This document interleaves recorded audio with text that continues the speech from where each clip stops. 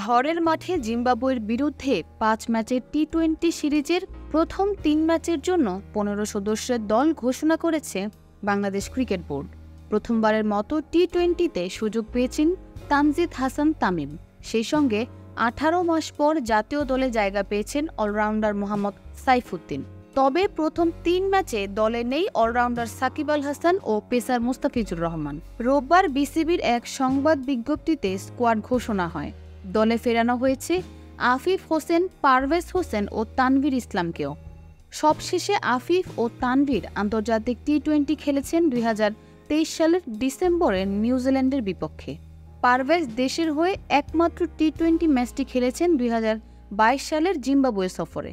শ্রীলঙ্কার বিপক্ষে সর্বশেষ টি-২০ সিরিজের দল থেকে বাদ পড়েছেন এনামুল হক বিজয়, তাইজুল ইসলাম ও নাইম হাসান। চোটের কারণে দলে নেই সৌম্য সরকার ও আলিস আল ইসলাম।